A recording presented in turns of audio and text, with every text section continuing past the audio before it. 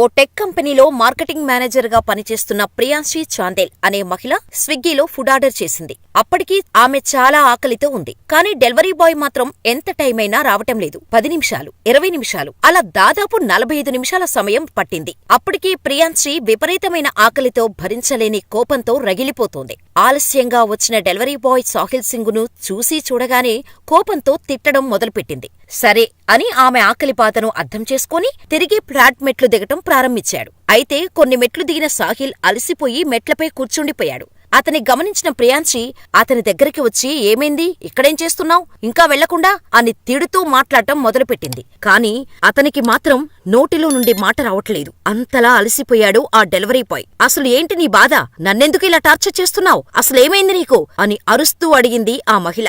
దాంతో ఆ delivery boy చెప్పిన మాటలు విని ఒక్కసారిగా ఆమె కళ్లల్లో నీళ్లు తిరిగాయి. ఆ మహిళ అడిగిన దానికి జవాబుగా ఆ డెలివరీ బాయ్ సాహిల్ సింగ్ ఆమెకు ఫుడ్ ఆర్డర్ చేయటానికి 3 కిలోమీటర్లు నడుచుకుంటూ వచ్చానని, తన దగ్గర 2 వీలర్ లేదని చెప్పాడు.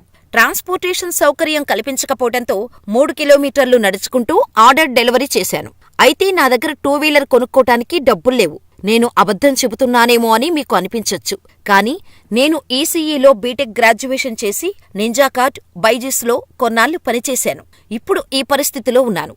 ఇప్పుడు ఒక ఆర్డర్ డెలివరీ చేస్తే నాకు 20 నుంచి 25 రూపాయలు మాత్రమే వస్తాయి. అందులోనూ కస్టమర్కు ఇన్ టైంలో డెలివరీ చేయాల్సి ఉంటుంది.